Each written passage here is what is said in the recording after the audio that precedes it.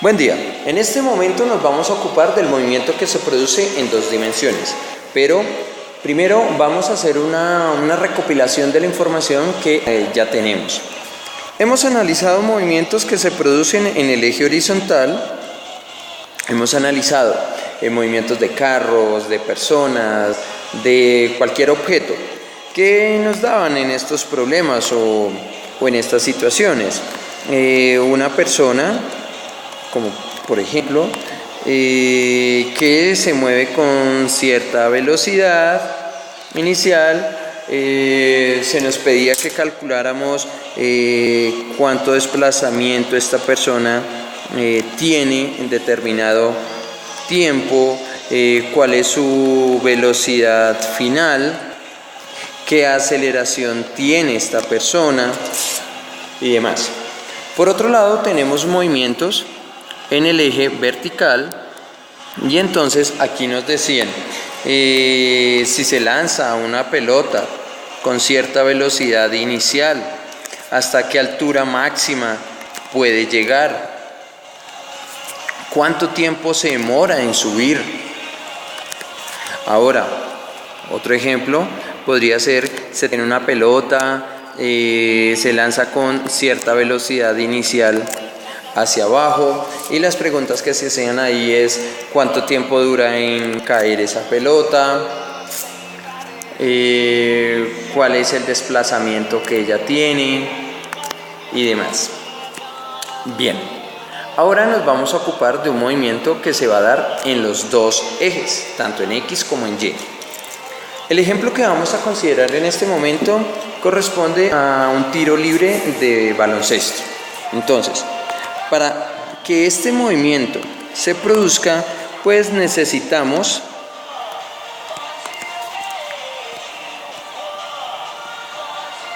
analizar en esta dirección y en esta otra dirección. Entonces, para que este movimiento se produzca tanto en el eje X como en el eje Y, esta persona debe darle una velocidad inicial, pero esta velocidad inicial ya no solamente va a estar dada en X o en Y. Esta velocidad inicial se va a dar en los dos ejes. Eso quiere decir que la persona tiene que lanzar con una velocidad inicial que tiene componentes tanto X como Y. Entonces esta pelota va a tener una velocidad en X y va a tener una velocidad en Y. Con estas velocidades el balón va a realizar el movimiento pues que usted ya ha evidenciado cada vez que usted ha lanzado o ha visto que se lanza un balón de baloncesto. ¿Qué tenemos en este movimiento? Vamos a considerar que en el eje horizontal, en todo este eje, la aceleración es nula, no hay aceleración. Y en el eje vertical vamos a decir que la aceleración que hay es la gravedad. Muy bien, pues hay que recordar que la aceleración lo que produce son cambios de velocidad. Entonces, siempre que haya una aceleración en un movimiento, va a producir un cambio de velocidad. Como vemos, la aceleración en este momento está actuando verticalmente hacia abajo, de tal forma que va a afectar a la velocidad que se produce en Y. Es así que a medida que el objeto, o en este caso el balón, se desplaza, vamos a tener un movimiento con una trayectoria como la que se muestra. Bien, ¿qué podemos ver en esta trayectoria? Que a medida que el tiempo pasa, la velocidad, si consideramos el balón en este punto, la velocidad en X siempre va a ser la misma, dado que hemos considerado que la aceleración en ese eje es nula, eso quiere decir que su velocidad no va a cambiar, pero la velocidad en Y sí lo va a hacer, puesto que allí en esta dirección se encuentra la aceleración de la gravedad. Eso quiere decir que aquí sí se va a presentar un cambio. Cada vez la velocidad es más pequeña, la velocidad en el eje vertical. Entonces aquí tenemos la velocidad en Y. En el punto más alto, como ya hemos visto, vamos a tener la misma velocidad en X y en Y vamos a tener una velocidad nula. ¿Eso qué quiere decir? Pues cuando el objeto alcanza su punto máximo, la velocidad que va a llevar en Y va a ser nula, tal cual como lo hemos trabajado en los casos de movimiento de caída libre. Ahora, teniendo en cuenta que la velocidad inicial tiene componentes, podemos descomponerla de la siguiente manera. Podemos decir que la velocidad en Y es igual a el seno del ángulo con el cual se tira multiplicado por la velocidad inicial. Ahora, si queremos calcular la velocidad inicial en X, vamos a decir que es igual al coseno del ángulo con el cual se tira el balón multiplicado por la velocidad inicial. De la misma manera como se trabajó en la descomposición de vectores. Entonces, si quiere recordarlo, por favor, diríjase al video de componentes de un vector. Ahora, ya con esto vamos a analizar el movimiento. Este movimiento lo vamos a analizar con las tres ecuaciones que ya tenemos. Una que nos dice para la posición final de un objeto, la posición final de un objeto es igual a 1/2 de a por t cuadrado más la velocidad inicial multiplicado por el tiempo más la posición inicial. Para la velocidad tenemos velocidad final es igual a la velocidad inicial más aceleración por tiempo.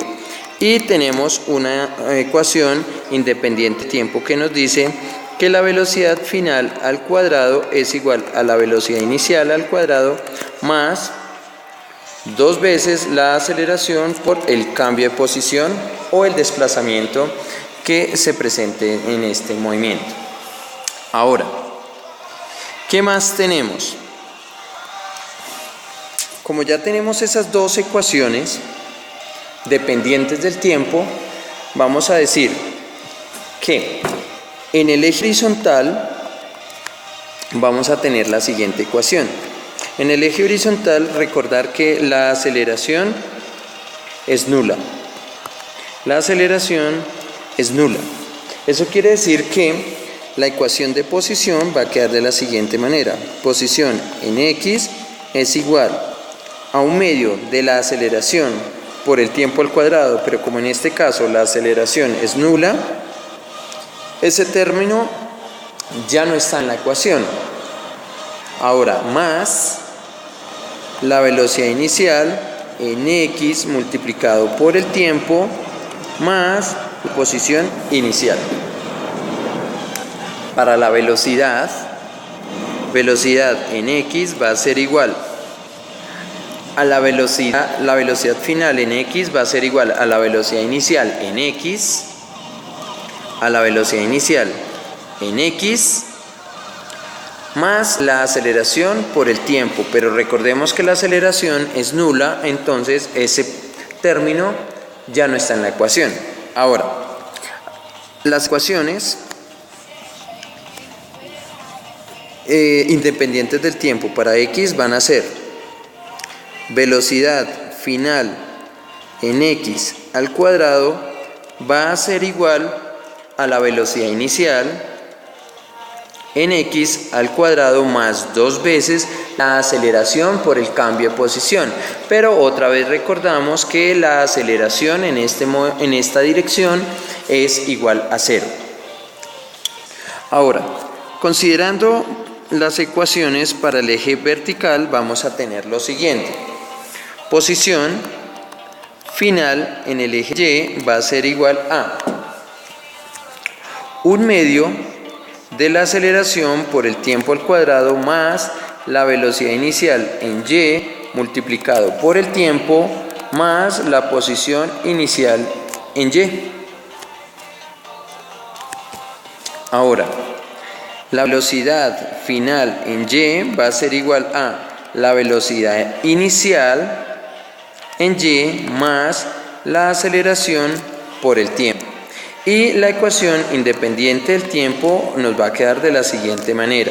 Velocidad final en Y al cuadrado es igual a la velocidad inicial en Y al cuadrado más 2 veces la aceleración por el cambio de posición que se dé en Y. Ahora, reordenando estas ecuaciones y teniendo en cuenta que la velocidad en Y, la velocidad inicial en Y es esta que está aquí y la velocidad inicial en X es esta, entonces nuestras ecuaciones van a tomar otras formas.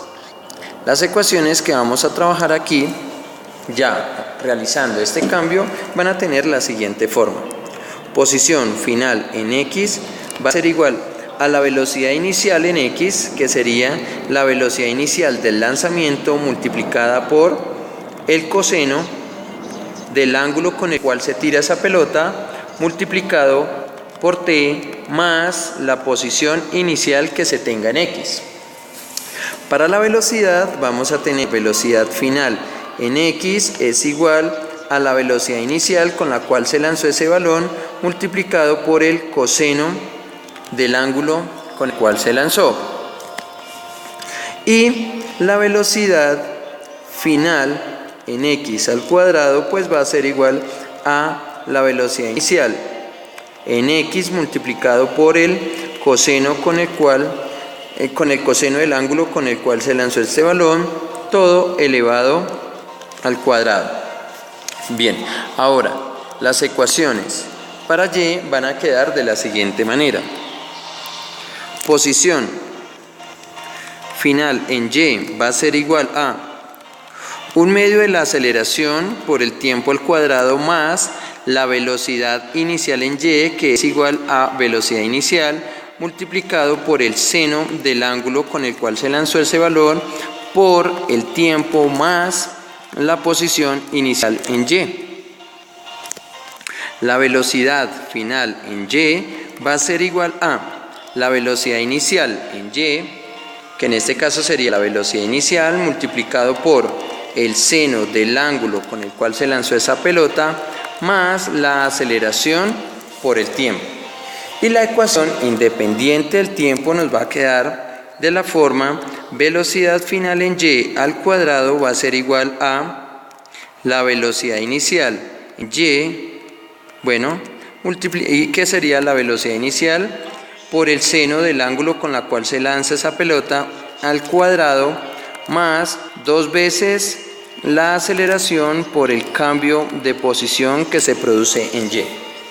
Ahora, para recordar, la aceleración en X va a ser nula, pero la aceleración en Y siempre la vamos a tomar como la gravedad.